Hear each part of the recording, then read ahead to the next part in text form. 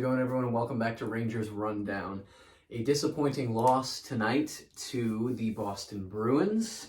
Always a tough pill to swallow when they lose to the Bruins. Definitely my least favorite team of the league to see. So to lose to them stings a little bit extra. So let's just get through this, shall we? No news for tonight. Heedle's still out of the lineup. Kravtsov's still out of the lineup. Both players should be returning very soon, but exactly the same lineup we've been seeing for the past few days. Kreider, Zibanejad, Kakko, Panarin, Trocheck, Lafreniere, Vesey, Gaudreau, Gauthier, Blais, Carpenter, Reeves, Lindgren, Fox, Miller, Trouba, Jones, Schneider, with Shesterkin in the net. Yet again, it was reverse retro jersey night tonight, so with the cool throwback jerseys, I liked them. I'm sure some people didn't, but I thought they looked pretty cool. Fourth line starts the game for the Rangers. 2.5 minutes in, there's a Rangers 3-on-2. Panarin is in the slot for a really nice chance. Shesterkin makes a good save on a point shot shortly after that. Lindgren with a huge hit on Pastrnak. And then at 5:07, Pastrnak takes an interference penalty when he retaliates on Lindgren, who did not have the puck at the time. Boston penalty kill is the first in the NHL, and they proved that tonight. Power play went 0 for 2 for the Rangers tonight. Shesterkin stops a shorthanded chance during that power play as well. Lindgren with a big hit on Bergeron after that. So early into the game, Lindgren with 2 big hits. Halfway through the period, shots are 4-2 in favor of Boston. And you could tell right away there's no room for error on the side of the Rangers. The Boston is so quick at getting their forecheck rolling and making you pay for those mistakes. Boston definitely controlling the play more early in the game. Shesterkin makes a huge save on Taylor Hall just over halfway through the period. Lindgren is not on the bench. So he takes a hit from a Boston player, and I guess it jostled something. He would be out halfway through the first period, and he would not return to the game. So the Rangers played with 5 defensemen for most of this game. And then at 12:53, Pastrnak opens the scoring for Boston and the game by scoring a goal. It was just a ridiculously lucky backhand shot from the bottom of the circle that sneaks over the shoulder of Shesterkin. 999 times out of 1,000, that shot's not going in, but Pastrnak gets lucky tonight. Kakko dekes his way into a backhand chance shortly after that. Shesterkin makes a save within 3 minutes left in the period on Nosek, who's had a partial breakaway. He hasn't scored since January, I think they said, so he's a little snake bitten. Second line with a good shift, keeping the puck in the zone towards the end of the period. We get to the end, shots 11-5 in favor of Boston.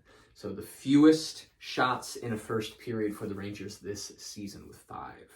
Second period, Lindgren is officially not returning to the game. Upper body injury. We'll see how long he's out of the lineup. Hopefully not too long. He does have 2 days to recover before the Rangers play against the Red Wings on Sunday evening.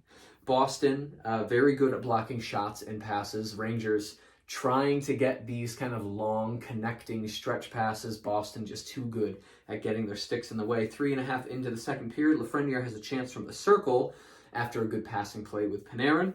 And then at 5:05, Fox takes a very rare tripping penalty. Gaudreau and Carpenter have a shorthanded chance, but it would not go. Rangers with about 50 seconds of zone time right after that penalty kill. And then at 10:21, Jimmy Vesey scores his first goal of the season from Zibanejad and Kakko. Beautiful saucer pass across the crease from Zibanejad. Vesey just has to tap it in. Very beautiful goal. That ties the game at 1. And since this penalty kill right here for the rest of the period, it was pretty much Rangers controlling the entire rest of the period. It would have been nice if they could have banked a couple insurance goals, clearly, because the third period did not go their way pretty much by any metric. The second period did, though. Schneider with a huge hit on Trent Frederic, which leads to all of this happening at 10:57. Schneider lays a huge, very legal hit on Trent Frederic, but of course this league is weird, and if you lay a legal hit, apparently you have to pay for that, which is really stupid. So Schneider and Greer end up fighting, and then Gaudreau and Frederic end up fighting. So we have 2 different fights going on at the same time due to this one very huge legal hit. Greer gets an extra penalty for instigation because why are you fighting somebody just because he laid a legal hit? You're stupid. So he gets the extra penalty. 2-minute power play for the Rangers, but not much happening on that. 3 minutes left. Boston has had no shot for 10 minutes. So there was a 10-minute stretch in the second period where Boston did not have a shot on goal. Rangers were completely controlling the play. Gaudreau has a chance in close with about a minute and a half left. Shots are 12-9 in favor of the Rangers in that second period. By all accounts, things are looking great for the Rangers to bring that momentum into the third period and ice this game and give Boston only their second loss of the season, but unfortunately that did not happen. 2:56, Coyle scores a goal, but it would only take 48 seconds for Fox to respond with a very, very nice snipe shot from the high slot to tie it at 2 goals apiece from Kreider and Kakko. Boston pushes back really hard after that Fox goal, and it would only take them, 2 minutes and 30 seconds? 2 minutes and 20 seconds for Frederick to score a goal. So Boston goes up 3-2 very shortly after that Fox goal to tie it. It's just too easy for Boston to get into the offensive zone. Rangers not doing much at the blue line to stop them from just getting in to the zone, and it ends up with a goal for Frederick. Rangers are getting chances. A good back check by Vesey prevents a Pasternak chance. But at 10:19, DeBrusk does score a goal, so Boston is up 4-2. Not an insurmountable score to climb for the Rangers, but this season they've been really struggling in third periods. I think after this game now, there's something like -5 goal differential for the Rangers in third periods, when last season they were like a +26. So the script has been completely flipped. The Rangers seem to be struggling in third periods, which is rough if you're not going to do well in periods 1 or 2. Jones takes a holding penalty at 11:07. Kreider and Zibanejad have a 2-on-1 shorthanded that is broken up. With 5 minutes left, Rangers only have 3 shots on goal in the period. 16:22, Zibanejad takes a very unfortunate tripping penalty.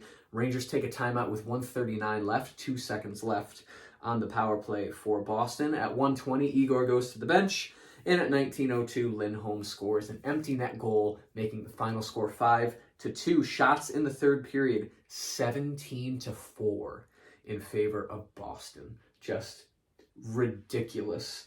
First period, I'll call it pretty even between the two teams. Maybe it tipped slightly towards Boston. Second period, all Rangers. Third period, all Boston. So this game, pretty even over the course of the game, but Boston ends up with 4 goals in the third period. They are number 1 in the league with goals per game at 4.5. They just inched that up a little bit with 5 goals. Stats. Shots 20-37. Boston just completely poo-pooing on the Rangers in terms of shot totals. Face-off 39%. There's the Rangers of last season we've been looking for. 39% in the face-off dot. Power play 0-2, like I said earlier. Hits, though, 39-21 in favor of the Rangers. Rangers not shy about hitting the Bruins, and I am all for it. This team is the bane of my existence. Blocks 16-11 in favor of the Rangers as well. No trivia question tonight. It was on ESPN+. The Rangers are currently 3rd in the Metropolitan Division. Carolina just won in a shootout against the Lightning, which bumps them up to 2nd in the Metro. New Jersey Devils sitting nice at 1st place. They are still currently playing. They're facing Edmonton right now. If they win that game, they further solidify 1st place. If they lose, they're still in 1st place. No troubles there. I believe the Islanders are currently winning their game.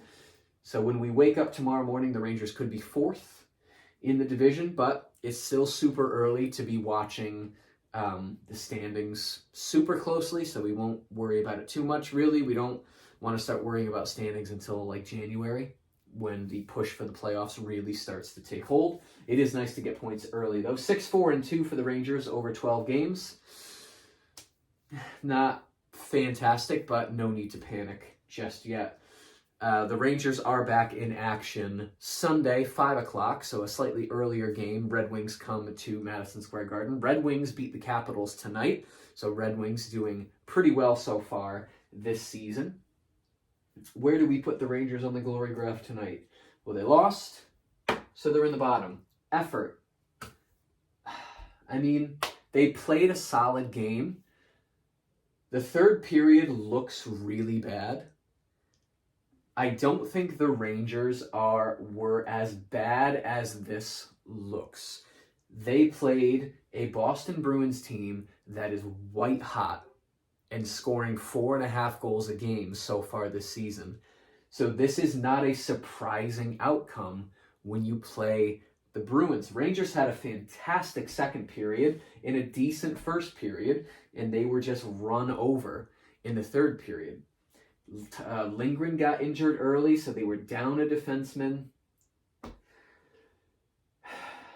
You know what? I'll put them just barely in the green. We can have an argument, if you would like to, that they should be just barely in the blue, but I'm going to stay positive, and I'm going to put them just barely in the green right there. Just barely. I think they did enough to warrant being put in a hard-fought loss. The score alone would tell you it wasn't hard-fought, but I believe it was. You can obviously disagree, and if you do, put it in the comments. I'd love to hear your thoughts. If you enjoyed this video and you'd like to see more videos like it, be sure to hit the subscribe button. Thank you so much for watching, and I will see you in the next rundown.